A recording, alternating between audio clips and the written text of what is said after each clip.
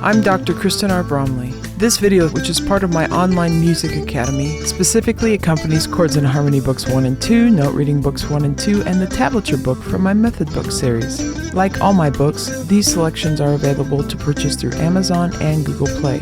For help, see the links in the description below. In the videos which are part of this specific course, I progress through the lessons in these books, explaining and demonstrating concepts and playing each of the songs and exercises contained therein, so you can hear how they sound and play them right along with me. You are of course welcome to view these videos with or without the books, but with the books you can work through all the materials right along with me and master your guitar playing abilities. Alright, let's get to jamming in this lesson.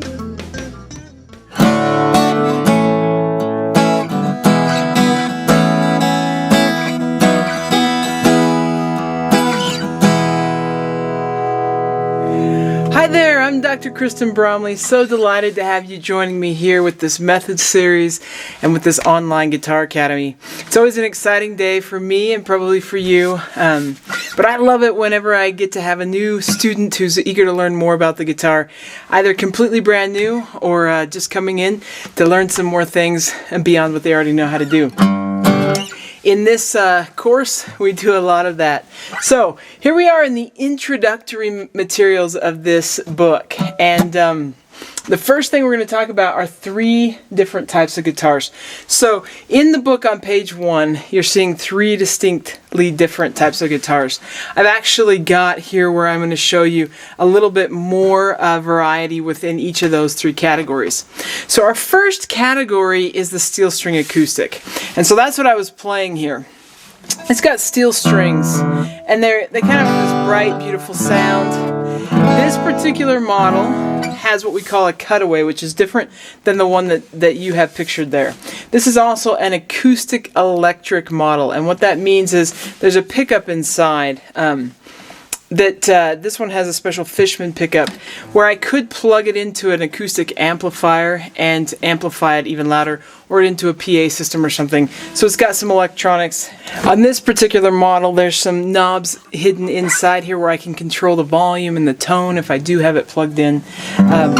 Another thing about this model is that it's all mahogany, and so that's a little more unusual. I really like the color of it. I own several guitars as a professional musician, and I love the color of the all mahogany. The musical tone color. It's also beautiful, but it's got mahogany on the back and sides, and in addition to being the top. That's a little less common. Mahogany on the back and sides is very common, but mahogany all over the guitar is a little less common. I have another acoustic model here for us though. This one is completely acoustic. This is another Martin. This is an old D35. This one has rosewood back and sides, which is another common thing for an acoustic guitar, and it has a spruce top. Now that's more common. It has a sunburst stain to it, and so we're not necessarily seeing the natural spruce color in that, but I can tell that it's got some spruce just by looking at the type of wood. This one is completely acoustic. It's also a dreadnought, which dreadnought is kind of the shape of one of the original steel string guitars that Martin helped design here in the United States. So this one is a classic. It's got a beautiful tone. The other one is an orchestral model. It's a little smaller. But steel string guitars have in common that they have the steel strings. They have what we call a flat top, and a lot of times they have mahogany or rosewood back and sides. Sapele is another option. Sometimes things are laminated and so on. And then the top is usually spruce, but there's a lot of companies getting more bold with exotic woods and so on. But that's a standard acoustic guitar model. So this next one I have here is a nylon string acoustic. This is a common type of guitar that we see in like fingerstyle playing and classical guitar. If we're playing classical guitar or nylon string solo guitar, we're going to see that we have a nylon string guitar in those cases instead of a steel string. Originally it was made with gut. Now it's nylon material, so it's kind of plasticky. These 3 top strings are usually not wound, and then these ones have some nylon winding around them. But this is a warm tone. The neck is usually wider, and the strings are spaced further apart to facilitate some finger plucking. You also notice the headstock is usually different, and the bridge usually looks a little different, and the strings are tied to it usually. Now there's some folk and some hybrid type nylon versions that don't have quite as thick a neck, quite as wide here, and sometimes they're a little closer together. A little bit of nylon string action there. It might be slightly different though. Kind of facilitate folk or those who like to play with the nylon string sound, but don't want to necessarily finger pluck and have to have their fingers so far apart because the neck's spread wider. So that's a nylon string or classical guitar. So now we've got the different types of electric guitars. And this is kind of just a standard electric. There's a lot of different companies that make electric guitars. This is what we call a solid body electric guitar. So it's just a solid piece of wood here on the body of the guitar. This particular one has mahogany on the back and kind of a maple top that's all beautiful and quilted. Great looks, great sound. But there's a lot of different types of electric guitars. But this is what we call a solid body electric guitar. There might be some differences between different solid body electric guitars, but the main thing is that they're solid body, and then they're going to have some sort of pickups here and knobs to control the tone and the volume for those pickups, and also usually some sort of selector switch to select between them. These guitars aren't very loud on their own. They're made to be plugged into an amplifier. So there's a lot of different types of electric guitars though. So compared to the solid body, which is what you have a picture of on page 1 is a solid body guitar, there's some other types, some semi-hollow we could say, and so we're going to show you a semi-hollow next. So this one here is a semi-hollow body electric guitar. It's still electric. We've got some electronics here, and it's still not very loud on its own, though it's a little bit louder.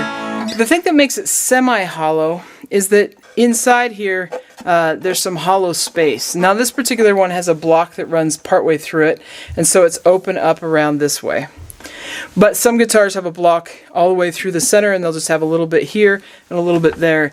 But that extra hollow space kind of can give a little bit more life to the guitar that some people like. And so there's a lot of Gibsons, Guilds, and so on that are made with these sort of semi-hollow features.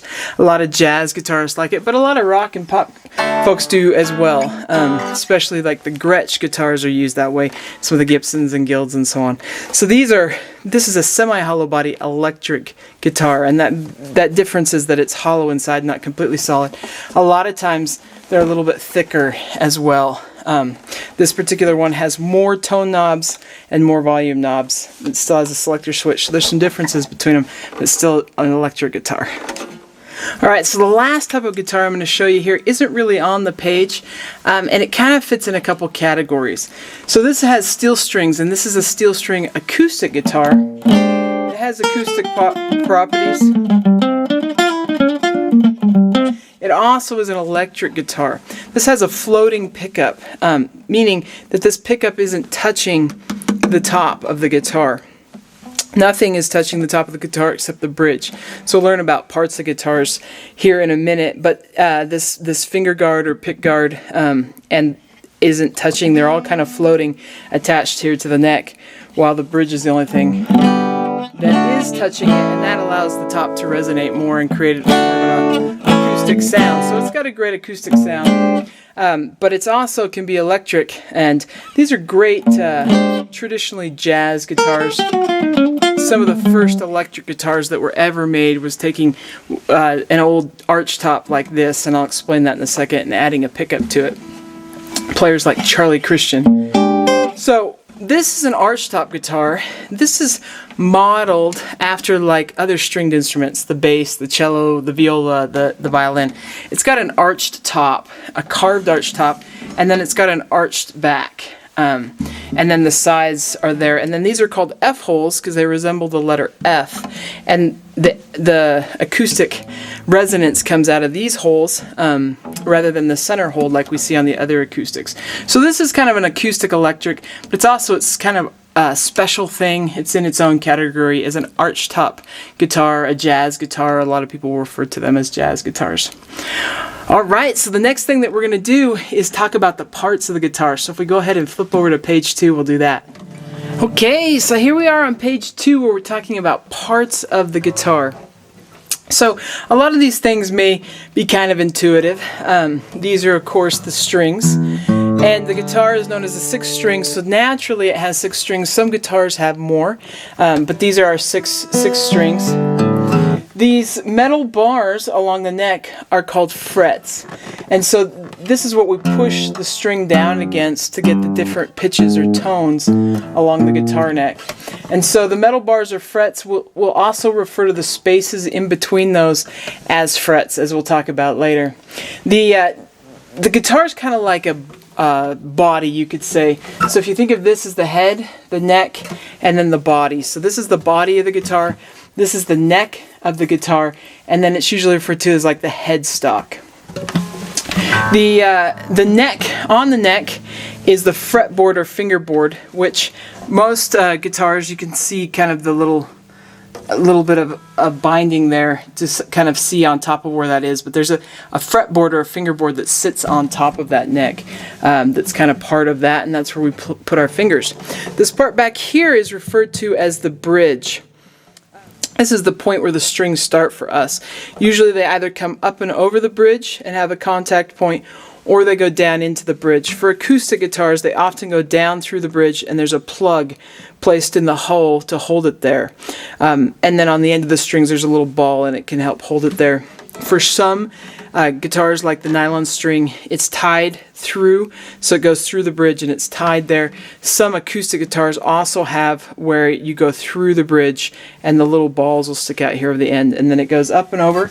Then we have a nut, and that's the other contact point with the string. Then it comes down and they wrap around these tuning keys. On acoustic guitars we have these sort of mechanical ones that make it really easy to tighten the string and tune things, versus the old days when it would have been like a tuning peg where you actually would have had to tighten it, and it would have just been held in there by how tight it was in the hole. So a lot of old time things in that regard. Some electric guitars also have a tailpiece that the strings will be held on through that tailpiece and then up and over the bridge. So that's the basic elements of the guitar. Now this top is referred to as the sound board. This is the part that resonates and really helps us have a pretty sound. The most important, perhaps, choice of wood is the top, and Sitka spruce is a favorite for acoustic guitars like this. Then you got the sides. Some people may have referred to it as the ribs of the guitar, but the sides of the guitar and then the back of the guitar. So that's the basic parts. Now there's some differences with the electric, and we'll look at that. A lot of guitars, including this one, have a pick guard here. There's pictures of old guitars. Some people have guitars where the pick has scratched into that wood enough, or even fingers from finger style and so on have gone into this wood so much that it's put holes right through it. And so this is a pick guard.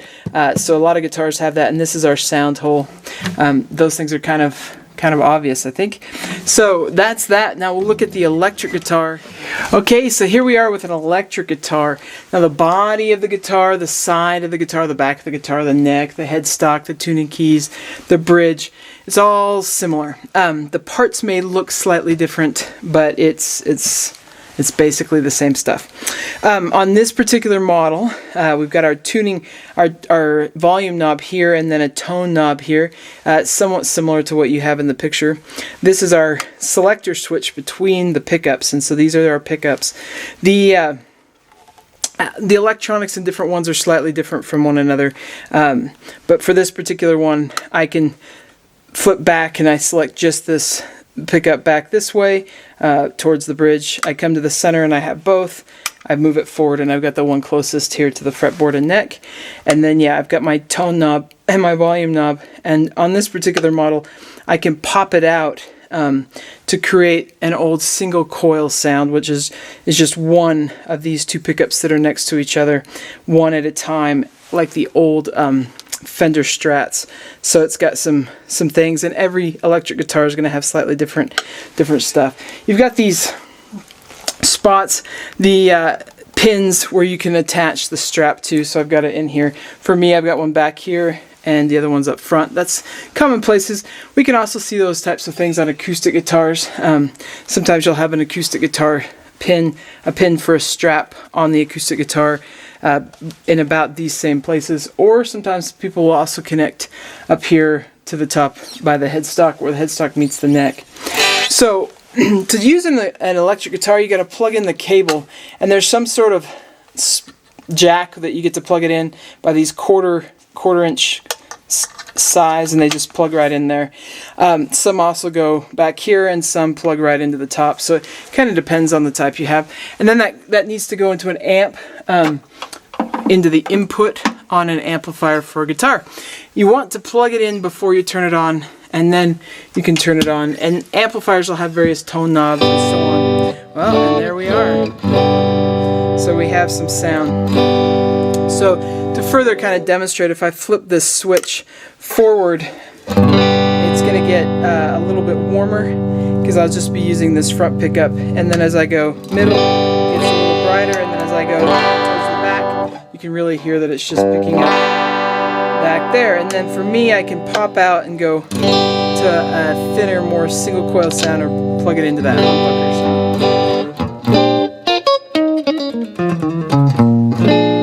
So just as simple as that. Okay, so a couple more things with the parts of the guitar. This here is a tailpiece. I mentioned that I'd show kind of what that is. So in this case, the strings go up and over this bridge and then hook into the tailpiece. So some of these guitars have tailpieces. These little individual saddles is what they're called, where the strings go up and over on that particular bridge, and then they connect into that tailpiece. Here's another type of tailpiece that's on this archtop guitar. It's a little bigger and more dramatic, kind of violin style, where these strings come up and over the saddle of this floating bridge, we call it, because it's not tapped down, but it'll move. It's not attached to the top, but it can be moved around, and then the strings come back, and underneath they tap into that tailpiece. So back on the normal acoustic guitar, our bridge is glued to the top.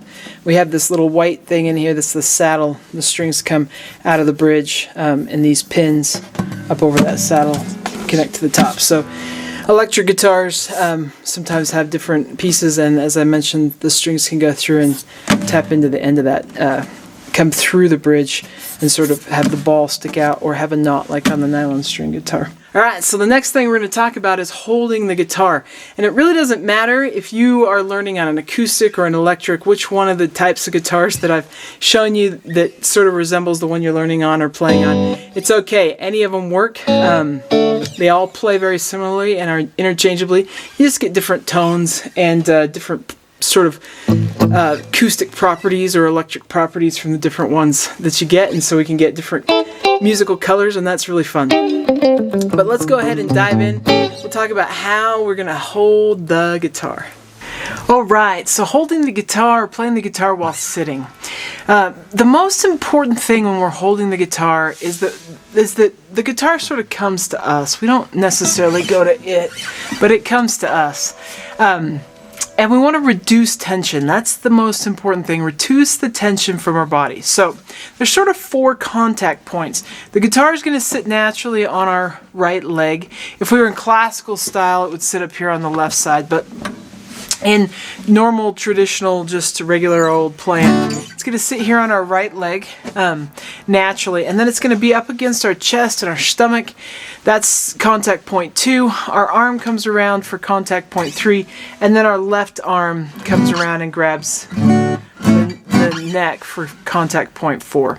So as we're doing this, if I have this in a position that's causing my left wrist and arm to be at some strange angle, or if I'm naturally coming at it at some strange angle, I want to avoid that. I want my arm to just sort of be relaxed and come to the guitar. On this side, I don't want to have to be like coming around in some weird angle. I just want it to naturally sit. So as I'm sitting there, the guitar naturally comes to me. I bring my arm around. Now, a lot of times when we're playing the guitar, the neck will be ever so slightly going angled upwards. And that just works well with our wrist and so on. A lot of my students will want to set the guitar like so they can see where they're putting their fingers. This can create problems in the left hand, as a lot of times we're reaching around to sort of grab the neck, creating all sorts of tension in our wrists that we don't want. If you walk around like that all day, you're going to have some pain all the way through there with some of those tendons and so on. So we want to avoid pain. We want it to be natural and relaxed as possible so that we don't injure ourselves and so that we can play and walk and do whatever as long as we possibly can. The guitar also, we wouldn't want to tip it over this way and be reaching to it. So depending on the size of our guitar, we may naturally come around it a little bit different. And this may be more even when we're sitting than maybe when we're playing from standing, which we'll talk about next. But that's the basic gist. 4 contact points: the leg, our chest and stomach, the arm, and then coming around on the left side. And it may sit naturally if we sit back a little bit and have that neck raised. Also for me, and I think a lot of players, the guitar isn't necessarily coming straight on our leg and back. A lot of times it's tilted so that our hand, so that it's coming back under our arm a little bit more, and that this left hand is reaching out for it a little bit more. That's kind of a natural tendency. Not too much, or we'd be pulling on our shoulder, but just ever so slightly. All right, let's take a look at standing. All right, so playing while standing, which is perhaps my favorite way to play, although sometimes I get tired being on the feet. And so when I'm sitting down, I'm usually trying to find a way to make the guitar as comfortable as it is when I'm standing. So standing, you need a strap. The strap on this particular guitar, I mentioned this in parts of the guitar, it's got a pin here for the attachment of the strap. Some guitars have them here or on the side. Sometimes acoustic guitars have them here, and then we've seen on the electric guitar where it has it. But that strap connects there, goes up and over the left side of my body, my shoulder, around my back, and then for this particular guitar, it attaches here on this pin on the end, and on it goes. You want to find a level that just kind of meets you where you're comfortable, where your arm comes around comfortably, where your left arm can come around, where your right arm is up and over and your left arm comes around comfortably.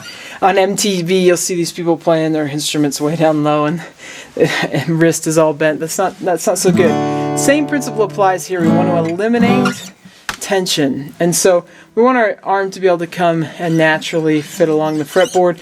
We want our right arm to not be completely uncomfortable, but just come around naturally and meet the guitar. And then we want to stand straight and feel good. Depending on what I'm playing, sometimes I'll have the guitar a little bit higher or a little bit lower. This one's just kind of at a neutral position that works okay.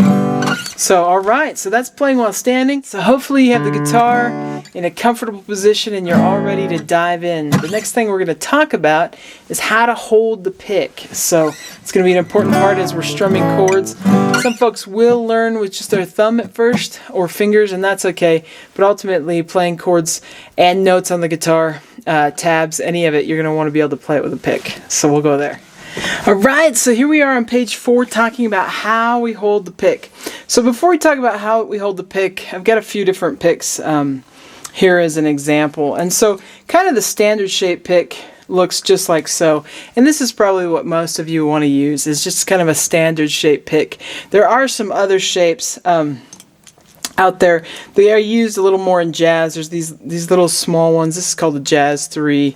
There's also big ones. I've used and used both of these for jazz. When I was younger and newer, I especially like these little stubby kind of ones.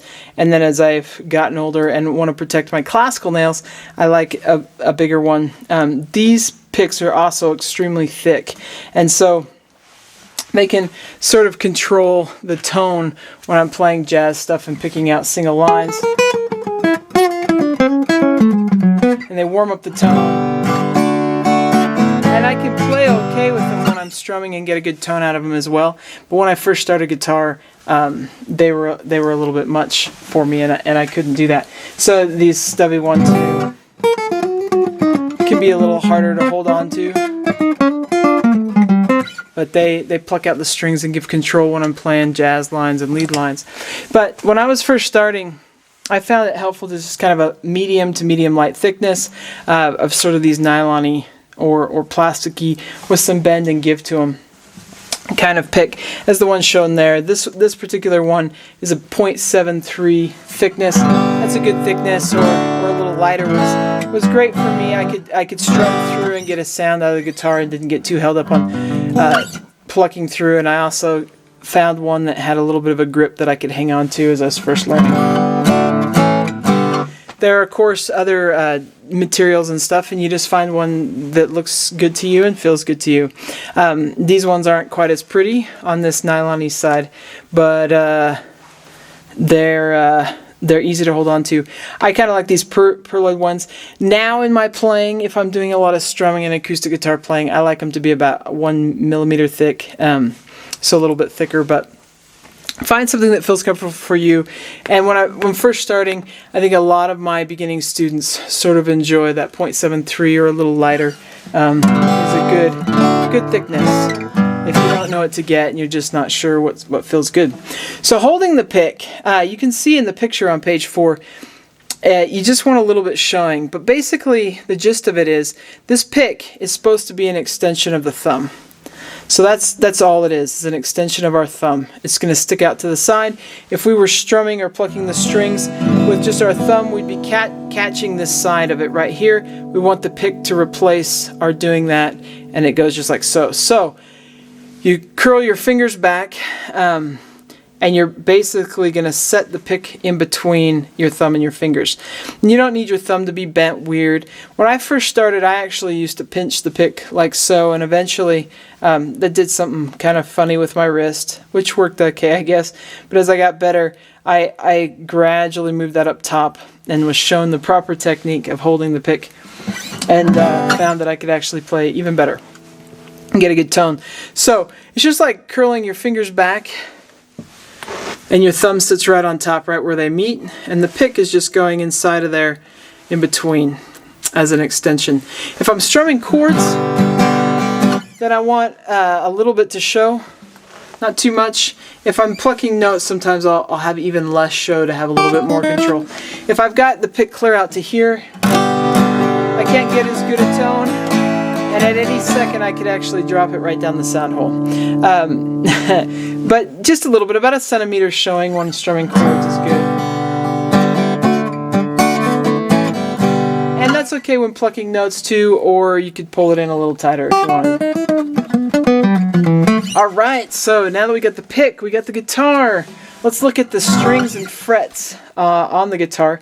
Okay, so strings and frets on the guitar. This is really important because as we're learning how to play chords or notes or tablature or whatnot, we've got to know what strings are what frets are what, if we're going to be able to follow the directions and sort of orient ourselves from what's being shown in the book or what I'm demonstrating to where we are on the guitar.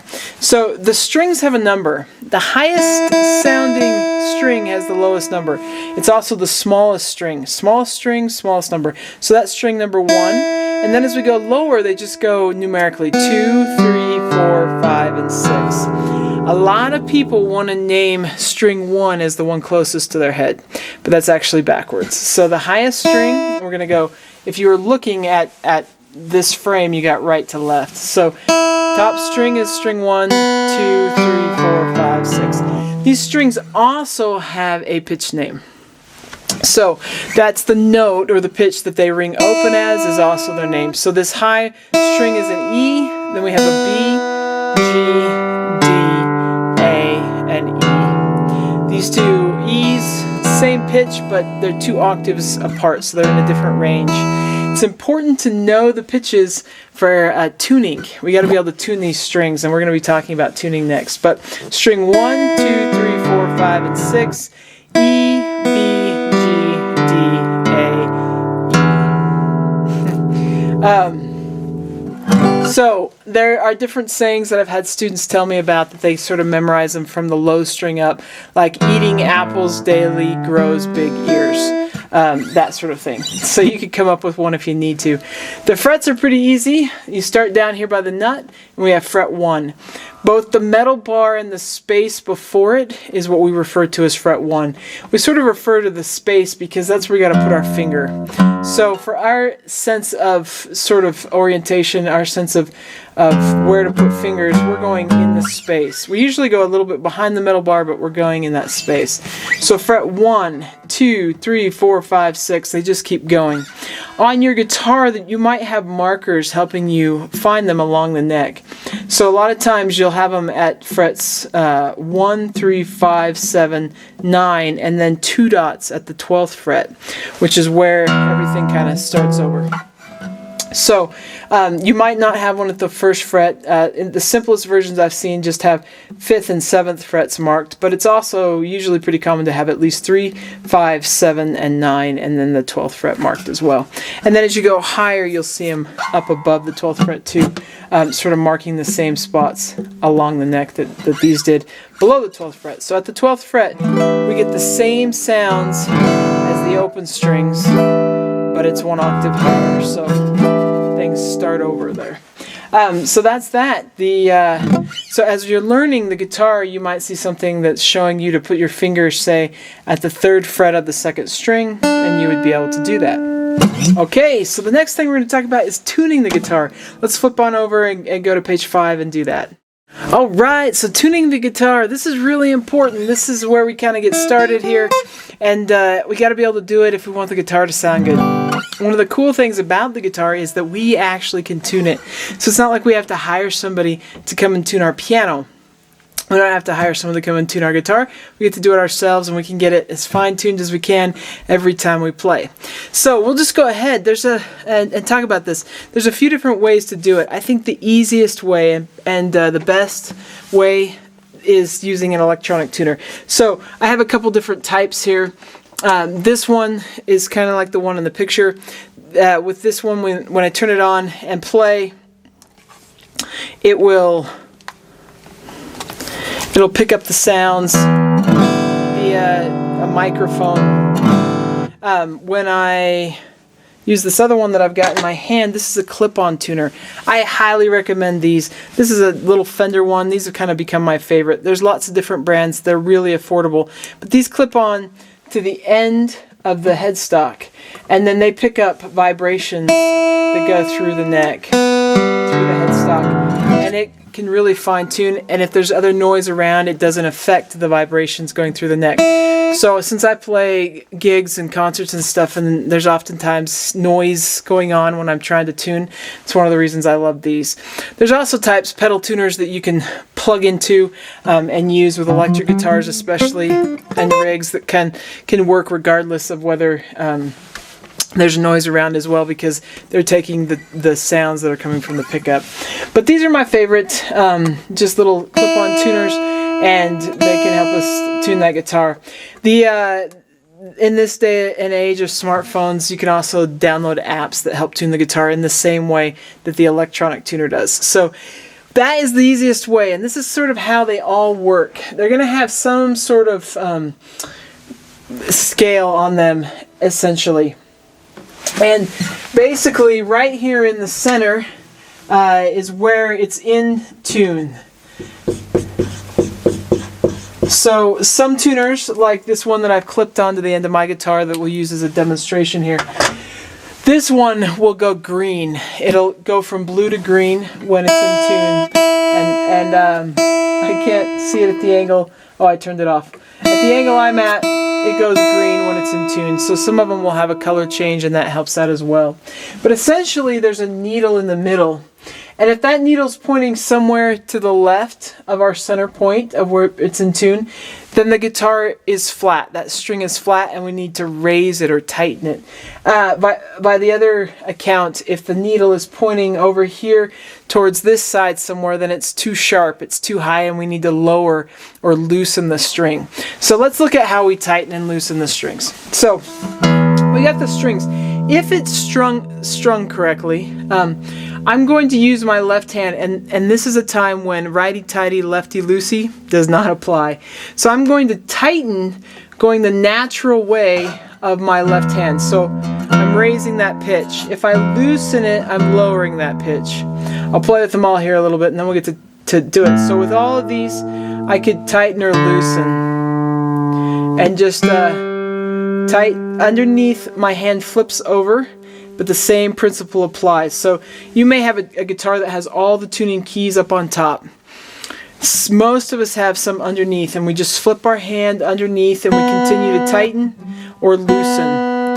Tighten or loosen. Tighten or loosen. And it can go that way. Okay, so with the tuner, there's different settings. You can get a guitar-specific tuner. The guitar-specific tuner is going to look or be picking up the sounds in relation to the pitches that each of these 6 strings should naturally be tuned to. E, A, D, G, B, E. You can also use a chromatic setting, which would allow you to tune it to other tones. In the Chords and Harmony lesson 30, we talk about alternate tunings. So it can be helpful to get a chromatic one if you ever want to tune to a different pitch than the common or the one where we put it in standard tuning. So if we go ahead and use one of these electronic tuners, then I've gone and changed my strings. But this is telling me on my tuner that you probably can't see very well that it's pointing a little bit over to the left. So it's telling me it's flat. So I need to go the opposite way. I need to raise it up. And I just do it ever so gently and slightly until it turns green. If I go too far, no harm, no foul, I just loosen it. So all these strings. On the A string, I happen to have over-tightened it when we were doing our little fun. So it's telling me, the needle's telling me that it's about over here. So it's telling me, oh, it's too high. So I just have to bring it back gently until I get it to get in tune and go green. And then on the D string, it's telling me it's a little flat, and so I just need to raise it up until we get there. Sometimes I prefer using the chromatic tuners because if the strings are way out, then I could be thinking, wow, I'm turning this really far to get it tight enough, but the guitar might be actually thinking that I'm trying to tune a different string than I am. So any of these tuners, they don't know what string you're tuning, they're just picking up a range of pitches. Whereas with a chromatic tuner, it will tell me what pitch I'm playing at the time. And if I was playing a D flat, and we're going to learn about pitches in the first lesson in the book, but if I was playing a D flat and I'm going for a D pitch, I know I got to get it all the way up to a D, and then I got to get it in tune as a D. So that can be helpful. None of my strings are that far out. This one's just a little bit high, so I gotta lower it until I get there. A lot of times for me, when the strings are too high, I drop them below and bring them back up. This one says it's a little bit too high, so I gotta lower it until I'm in tune. And then my high string says it's a little bit sharp, and I gotta lower it until I'm back in tune from all that messing. And sometimes it's just the slightest movement. Electronic tuners can distinguish pitches in how in tune they are to a much bigger degree than our ears can actually do it. So electronic tuners or phone apps, great way to go in a lot of settings, especially when you're first just learning. It's great to be able to get the guitar in tune. The clip-on tuners are only a few bucks, way more affordable than they were when they first came out, and these ones are probably even better than the ones that first came out. So technology's come a long way. Apps on the phone can do a great job as well. So what if we don't want to tune with a tuner or we don't have one? Let's talk about some of the ways we can tune by ear. So we can tune to another instrument, and you can see there on page 5 a picture of the piano, a piano keyboard. And so it shows you where middle C is on the piano in relation to the open strings. So our high E sits right above middle C, and then our B is the note right below, G goes further down, D, A, and E. When I'm tuning to another instrument, if I can't quite tell let's say the piano's playing the pitch, I usually bring it below where it's playing. I make sure that I know that I'm below the pitch, and then I bring it up until it matches. And as I show you here in a minute how to tune the guitar to itself, I try and eliminate these sort of waves of difference, you could say. These tension waves, we could call them. So the cool thing about the guitar is we can tune it to itself. There's repeating places with the pitches. So the open A string at the 5th fret of the 6th string, we have an A. So these two, when I play the 6th string of the 5th fret and the open 5th string, those two should match. Same thing, the D, open D string should match the 5th string at the 5th fret. Same thing for the next two strings. The 4th string played at the 5th fret should match the open G string. Slight difference here when I get to this next one. The open B string should match the 3rd string at the 4th fret, and then the top two strings, the B string at the 5th fret, so the 2nd string at the 5th fret should match the open E string. So when tuning, let's say I had my E string in tune, which we could, or we might ear it out, sort of thing. I think that's about in tune. And then our A pitch, let's say it was off. When I play the two together, you can hear that there's tension between the strings. So the first thing that I do is, if I can't tell if it's higher or lower, I drop it and make sure it's lower. Now I already dropped it, so I know it's lower. And then I just gradually bring it up. And I usually reach over with my right hand, holding it down, letting the two ring at the same time. Just gradually tuning it up until we take that tension away.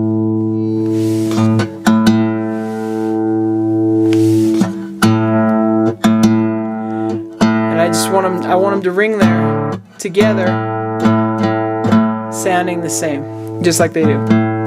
Same thing, these two should sound the same, and since we're in tune, they do. Now, if I'm slightly off on when I get these two in tune, and then I tune the next two together, and I'm slightly off, the overall guitar is not going to sound very in tune.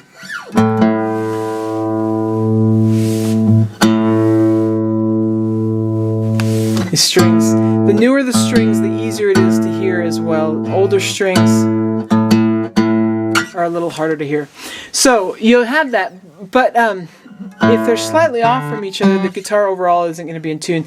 Sometimes I'll use notes in first position to sort of retune those together and kind of be like, okay, so this is an E pitch and this is an E. Go for it. These are G's, and try and fine tune it a little bit that way. Tuning to a piano that's in tune is really handy because you can play the pitch, hold it down with the foot pedal, and then just change your string until it's in tune. Alrighty, so that's tuning it to itself. I'm presuming most of you are going to use an electronic tuner, which is A-OK. But if you want to tune the guitar to itself, you can use that trick that I was just showing you there. Alright, so let's flip on over to page 6 then. I'm going to give some maintenance tips. Okay, so here we are on page 6 with some general maintenance tips for the guitar. This is kind of important. The first thing is it's really best to store the guitar in a case. Some sort of case is better than no case. The elements of the air and air conditioning units and heating units can help dry out the guitar and cause problems. The fluctuation in humidity and temperature, that's all protected more within a case. And within a case, you also sort of protect it from falls and that sort of thing. So it's best to keep it in the case. I know they look really nice out and about in homes and apartments and so on. But if it is out and about, then the room really should be treated for humidity and such, and you run the risk of them getting a little bit dinged up. So that's the first thing. Speaking of humidity, it can be really helpful to have a humidifier, and you can buy professional humidifiers. I actually love to make homemade ones. I picked up this trick from a luthier many years ago, even when I was an undergrad student, and he showed me that you can go to a store and just get these basic sponges. And then I use these, and this is what he used, from packs of strings. Just keep the packaging and sort of cut it a little bit. I've also pulled from like those name tag ones that you hang, around your neck at a conference or something, or a Ziploc bag. So basically what you do is moisten the sponge, wring out any excess, and then put it inside. And you want some opening, which is why having that opening at the top of the string pack can be helpful. With a Ziploc bag, you can just choose to not zip it. But you have it open and then you set this in the case. And I actually set, in my case, several. As I'm from Utah, my whole life I've lived in the West for the most part. And so only occasionally I have lived in the Midwest or traveled elsewhere where it's more humid. And we don't want the guitar to get over humidified there, but here in these drier climates, it's really important. A couple things that can happen without a humidifier. The guitar will dry and continue to dry over time. The neck can shrink, and you can get the frets sticking out as the neck shrinks because the wood dries, and then you're cutting yourself along the frets. It'll also change the intonation and buzzing if the neck and fretboard dry out too much and shrink too much. It can also cause the guitar to crack, and so I've seen a lot of cracks from humidity issues just because the guitar gets too dry. And so there can be other reasons that those things happen, like if the guitar was made with really green wood. That doesn't happen with expensive guitars. They have well-aged, dried-out wood. But it can happen with some of our less expensive guitars. But the humidifier, what it'll do is if we keep it in the case, the guitar in the case, and we have at least one of these, I usually have several. I put them right around, and depending on my case, where I can fit them up under the headstock near where the neck meets the guitar, and anywhere I can throw. Most of my guitars have cutaways, so I can usually stick some in there. But I'll have multiple of these. I do have some professional humidifiers, but these work great. What they do is they'll just put moisture into the air if the air is dry within the case, and then when you notice that this has dried out, you simply re-moisten it, put it back in. It's important that this not be dripping wet or that you have any moisture, because water damage can cause problems with the guitar too. But if we keep the case humidified and that space in there humidified, it'll keep the guitar at a nice general humidity level, and the wood won't be drying out. Keeps us tuning better, and keeps us without buzzing, and keeps us from not cracking, really. So a humidifier is really important, and there's really no excuse, because any of us can grab dollar store sponges or Walmart sponges or wherever your local store, and then Ziploc bags, or using the leftover plastic cases from the string sets that you have. So the other thing is it can be really great to have a polishing cloth, and then you can just wipe off. After playing, you can wipe off the spots, especially where your hand touches, because oil's from our hand. So for me, it's usually right in here and right behind the neck where I've contacted, and then maybe if I didn't have a long sleeve shirt on, it'd be right through here. Sometimes I'll just polish off the whole thing and keep the oils from our fingers from being on the guitar eating away at the finish. You can also, I'll back up. You can get these cloths at any guitar store or online or whatnot. They're really, really cheap to just get a guitar polishing cloth. Once in a while, it's good to polish it up with guitar polish. You don't want to use furniture polish. It's got a different type of finish on instruments. But you want to get the right type of guitar polish for the type of guitar finish that you have. So this type of guitar polish right here is for this type of finish that's on this guitar. There are some guitars, like my other Martin, that have they're the non-shiny, you could say, finish, where you can almost feel the wood more. That would use a slightly different polish for that one. So you want to get the polish that matches the guitar, and polish it up every once in a while. It helps protect it, keep it clean, keep the oils from eating away at the woods and the finish. So that's that. Now, the other thing that we have here in this general maintenance section is how to change some guitar strings. So I'm going to help you with that next. Okay, so I'm going to do a demonstration here on how to change strings with this acoustic guitar. There are a couple of slight differences with a nylon string with electric guitars, which I'll point out. But by watching and seeing this demonstration here, this is something you ought to be able to learn how to do yourself. Strings need to be changed.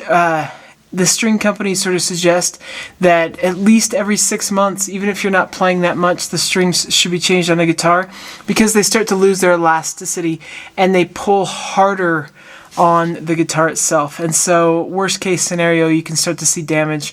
I once saw the bridge of a guitar come unglued. So that sort of thing, it just pulls harder. So it helps to change those strings regularly, and this is actually something you can do just like tuning the guitar.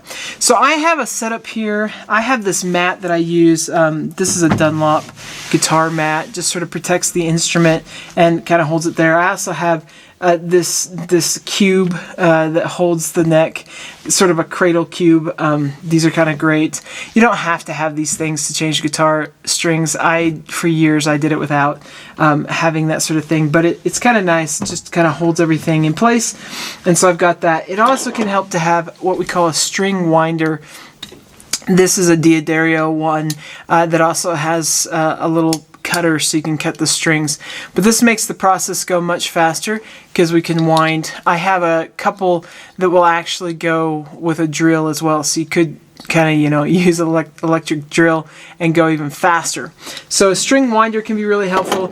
I usually have a tuner handy, usually my clip-on tuner, and then you need the set of strings you're going to be changing. For an acoustic guitar like this, I usually go with medium phosphor bronze strings, 12. I'll have the top string will be size 12, and then whatever the others are. This particular set that I'm putting on this Martin guitar are Dean Markley strings. These are kind of an expensive set. Once upon a time, I won a year's supply of strings from them for some excellent playing at a festival, along with some other awards, and so I really like the color of these strings on this particular guitar. But there's a lot of brands out there, D'Addario, Martin, and so on. There's a lot of different versions of strings. If you want to know more about what I use, then you can inquire about that through Facebook and so on. But I like to change it up sometimes, but particularly for acoustic guitars, I like to use phosphor bronze strings. And then I usually use standard or medium tension strings on my nylon string guitars. And my electric guitars, I kind of change it up. With my solid bodies, I'm usually using 10s on top. That's the top string. With my semi-hollows, I'm usually using 11s. Once in a while, 12s, like with that Gibson I showed earlier in this segment, and with those they're usually nickel. I sometimes use flat wound strings, so these strings are going to have a round piece of wire wrapped around a wire that's on the inside. So for the strings, the G, D, A, and E strings all have a wire wrapped around the inside wire, and so those are wound strings. And on the wound strings, sometimes I'll play jazz, my archtop guitars, with a flat wound string instead of the round wound strings, and those are usually pure nickel strings. So there's different types of strings depending on the guitar that you're playing. For an acoustic like this, I really like phosphor bronze. Some folks just like bronze, and so on. So they're just slightly different, and you have to kind of experiment, find out what you really like. Pull this guitar down just a little bit so that I can be closer to the headstock here. So we got our strings. When changing strings, it's good to just do it one or two strings at a time. With these newer guitars, they have truss rods down the middle, and the neck stays pretty still, pretty set in how it's supposed to be. In earlier guitars, when they didn't have that, if you take more than one off at a time, you can risk having the neck bend or change, because there's a lot of pounds of pressure that come from these strings pulling on the neck, and so it can be really helpful to just do one at a time. I usually still just do one at a time. I never take them all off unless I'm doing an adjustment that requires me to take them all off. So the saddle part of the bridge, this little white piece on this particular type of bridge, I've changed this before when I've changed the action. I need to take all the strings off. So that's an example of when I needed to do that. All right, so for me, I'm going to take you through the process of how I usually go about. So we've got our strings set out here, and on them they'll say the different sizes. So for this particular one, I have 54 on the low 6th string. I've got 42 on the A string. 32 is going to be on the D string. And you're going to have 25 for this particular set on the G string, and then 16 on the B string, and 12. So these are 12s. It's a good size for acoustic guitars. 12s or 11s are usually pretty good. If you want something super light, you can go lighter, but you kind of lose the tone. If you go heavier, it pulls kind of hard on guitars, so not all guitars really handle the heavier strings well. Medium or really heavy, you don't see that so often. The nylon strings have a different kind of tension, and electric strings we usually even go a little lighter with. So with my string winder, I usually start with the D string or the G string, but what we're going to do is we're just going to loosen that string. And so the string winder saves us a lot. And once I can, and I've got it loose enough, I just unwrap it and pull it off from the headstock. And so then voila. Now, in getting this one out, it can also help to have these string winders that help sort of pop these plugs, these pins out of the hole. And so I just pull the string up, and so there's a hole there, and the string plugs down in it, and I've got my string. I usually wrap it up and make like a little bracelet or a necklace or something. Mostly it's just to keep it out of the way and from me stepping on it. Or something. So I do that. I got that one, and I'm going to show you then. I take the 4th string here. Some of them will say the name, some won't, but I'm going to take the replacement string and I unwind it. And in the case of this type of guitar, I'm going to stick it in the hole. I put the plug in. Now the plug's going to have a side, or the pin, either way you want to look at it. It's going to have a place where there's kind of a groove cut out for the string. And so you want to face that groove forward and run the string down through it. You push it in and then pull the string up. So we want the ball on the end of the string to come up tight. I run it over the saddle, over the nut, and I'm going to run it through the hole. Now, I need, for the guitar to be strung properly, I'm going to wrap it around the post clockwise. So on these ones that are on this top side. So I want to leave a little bit of slack so that I allow myself some space to wrap around the post, but I don't need to leave all of it. So I usually leave enough to wrap around at least one time before I go on. And for me, I wrap over top of the excess, and then I wrap underneath the excess. And I didn't quite leave enough to be able to do that without starting to tighten it. So I'm just gonna kind of fix that there. But I wrap over and under the excess because that kind of creates a tight grip on the excess. It keeps it from slipping. And then I usually just stick the excess up in the air. And then with my string winder, I tighten up. Now it can be helpful to have that tuner tuned there handy, but I usually just kind of tune by ear. I'm listening for "Here Comes the Bride," so here comes the bride, and then I'm generally in tune in the spot, and then I usually go ahead and pull a little bit on the strings to kind of stretch it out, and then I retune it again. And I could use my electronic tuner to help me with that. I a lot of times do it by ear. So once I've gotten that string, then I go on to the next. Now before I do, I want to show you some of the differences with the other types of guitars. So here's our archtop guitar that has this tailpiece. So we've talked about a tailpiece before. The tailpiece and over top the bridge here, this is a different kind of bridge. This is called a floating bridge, and it actually will move around. It's not glued to the top of the guitar. So if all the strings come off, the bridge is off. And it's here because it's really nice. We can kind of adjust the bridge and put the guitar in tune. And then the saddle part is attached up here. So this end piece is where the end of the strings go to. And they just tuck into these grooves that are there for them on the end piece. And that's just kind of holding them up and over that saddle part of the bridge. So that's how tailpieces generally work.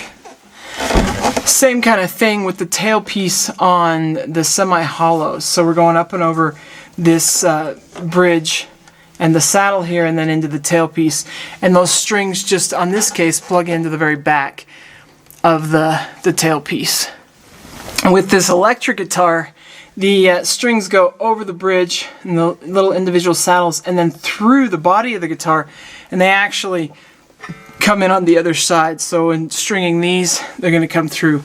Depending on the guitar you have, you probably have one of these three types. You probably have through the bridge with the pin, to an end piece that hangs over the end of the guitar, or through the guitar attached on the back end. The other thing that you might have is through the bridge, and I'll show you that in just a moment. I want to point out this guitar has what we call locking tuners, and so I don't need to keep as much excess, but what happens is as I'm putting them on, I wind through and then I tighten a little clamp down on the string itself, so it helps keep it from slipping. And then I can tighten it up, and I'll just be going around that post a couple times max. I won't have near as much strung around there. So on the nylon string guitars, these are the ones that are the most different from the others, and that is we come down and we go through a little hole in the bridge, so over the saddle and through a hole in the bridge. And in that hole, if we have the type of nylon strings that have a ball on the end, then we'll just feed them through that hole and up over the saddle. If we don't, then we have to tie a knot with the string. So the string feeds through and we come up and over, and we basically just kind of tie a simple, you could say, slip type knot, but we go around, we come through the hole, we go up and over, underneath the string, come back and then stick it through. And then I usually wrap it a couple, 3 times and create sort of a tight fit on that. And if you look on YouTube with us, with the Guitar Academy or other folks, you can find examples of how to change strings on a nylon string. The headstock is also slightly different, so there's still a hole and it wraps around, but it's not quite the same as the post that we have. Okay, so as I continue changing strings, I usually work inside and out. That's just sort of become my preference when I'm doing them. So I would do the G string next, and I'm just going to again loosen it. Once it's loose enough, then I can just unwrap it, pull it out, and then I gotta pop the plug on this particular guitar. Another way in which these come in handy. Pull it out, find the string for this one. In this case it's a 25. I put it down through the hole. I have my pin, and I'm going to again feed it through the part on the pin, sort of feed the string through the part on the pin that is there. I push and pull so that I've got it coming up tight. I'm going to go through, feed it through the hole. So as I'm doing this, I want the strings to come on the inside part of the post, not on the outside, but on the inside. And I got to run it through the groove in the nut. So they're kind of backwards depending on what side of the headstock you're on. So I need it to come off as I'm wrapping around, to come off the top. And so I go over the string, and then I go under the string, and then this time I left enough excess. I'll just hold it tight there with my hand, and then I'll use my string winder and I'll wind it tight until I don't have to hold it there.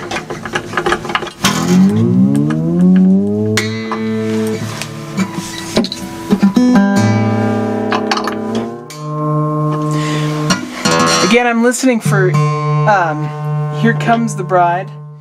So when I get that Here Comes the Bride, I'm good and I can fine tune, get them together. I'll do a little bit of that stretching on the string and then fine tune.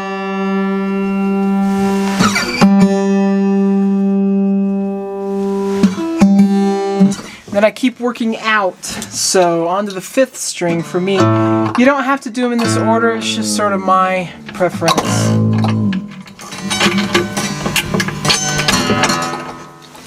I'm going to pop that plug.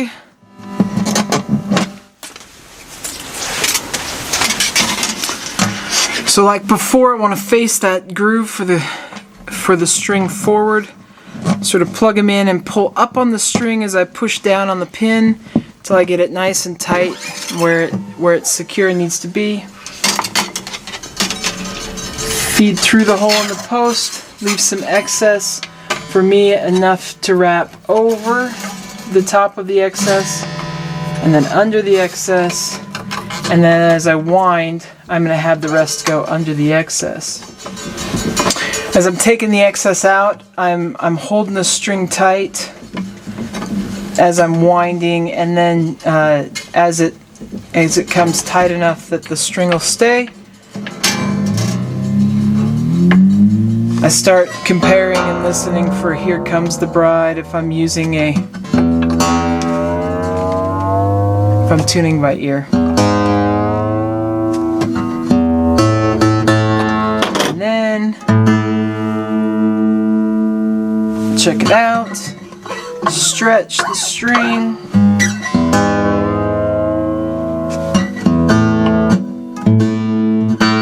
Do it again. Okay, so then for me, from the 5th string, I go on to the 2nd string.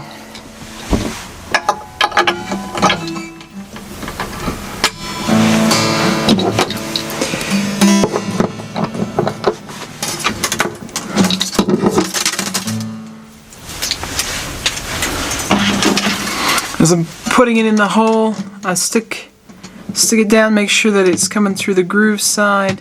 Push and pull. Push the pin, pull at the string. Make sure it pulls tight and gets right into that groove. And then as I go through, this time I have to wind around the opposite way to make sure it comes off the inside of the post.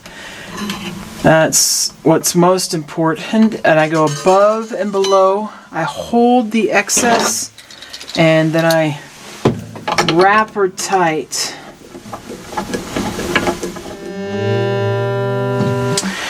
Now with the B string, the Here Comes the Bride doesn't get it in tune. That would be the wrong tuning. This one has a 3rd, and so as I'm tuning up, I would hold at the 4th fret of the 3rd string is what I'm looking for, and I can do that if I don't know kind of where that 3rd is that I'm looking for. And go by ear. I can also use my tuner. Went a little over and brought it back down. Then I stretch the string, same as before, and tighten it up. So now I'm on to my outside strings. So I'll do the 6th next.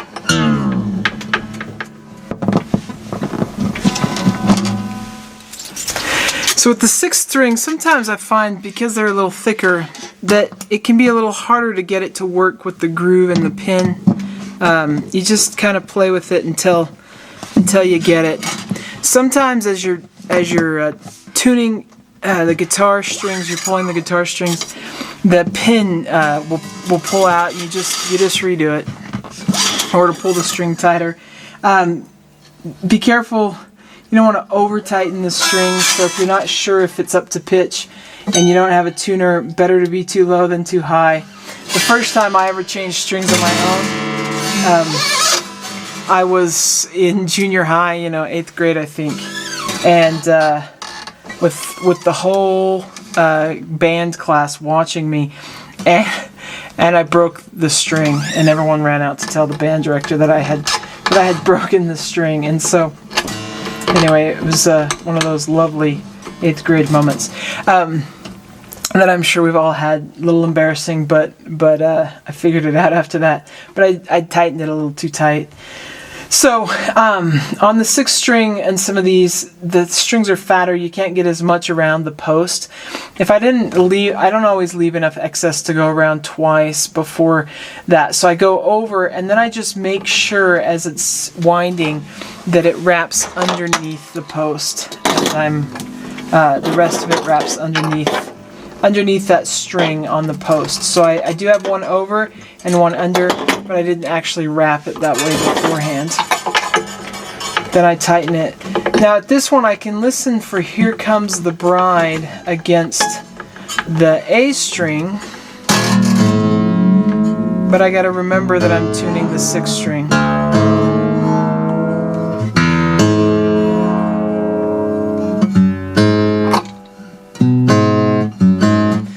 sometimes we go too far, which I just did there, and that's a-okay. We just bring it back down. If you don't go too far, if you don't go too far that you break it, it's okay to go a little. And there we are with that one. Okay, so the last one we have is that top string. Sometimes when here you can get disoriented on which way is loosening it, so I always pluck it when I start winding so I could hear, like right there, I was raising it instead of lowering it, and then I realized I was going the wrong way. So you can learn to do this too. I've changed so many sets now. I'm used to all the little bugs, but you just start learning things like anything else. Put the string in the hole, be sure to the groove to come forward. Pull on the string while pulling the string. So that one wants to give me a little bit of a fit and not have the ball be in place like it should.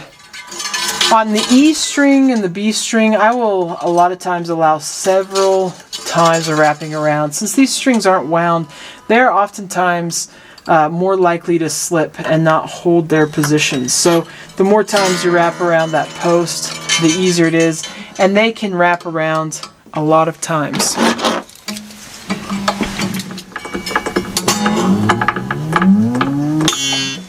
So if you heard that little buzzing sort of snap back here, sometimes what happens is as we're tightening the string, the ball won't be locked quite in place with that groove, and so it'll readjust, the string will go looser, and that's a-okay, and then we just go back to it and start tightening again.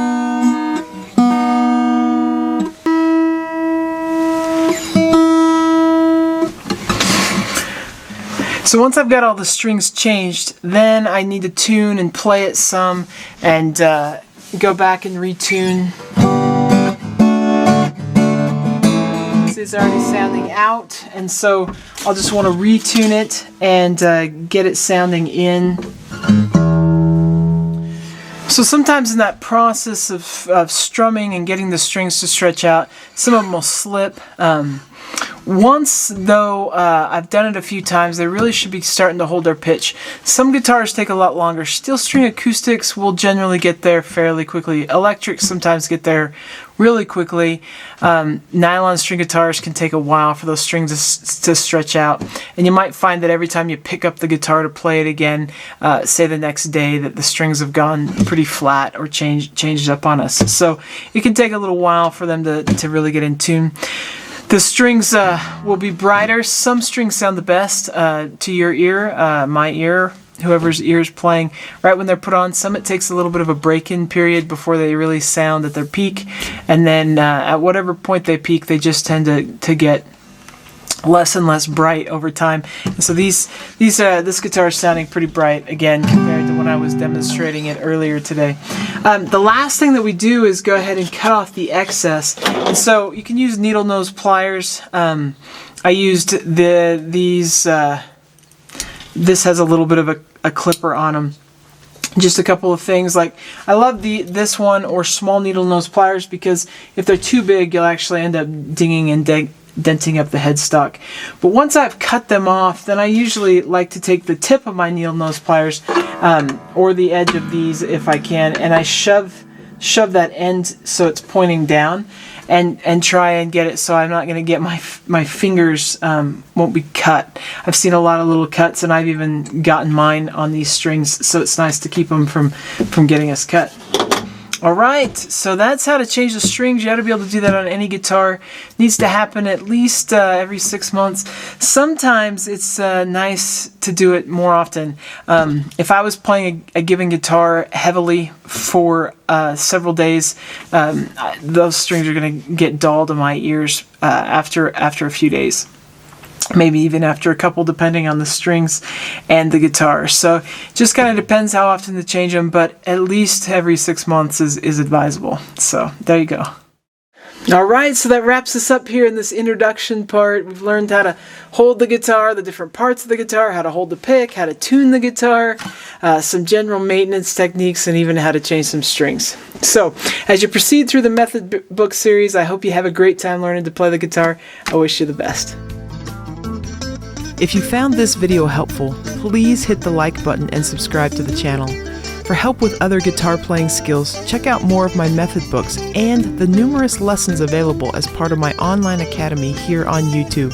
You can find more information about me and my products at kristenbromley.com. Take care.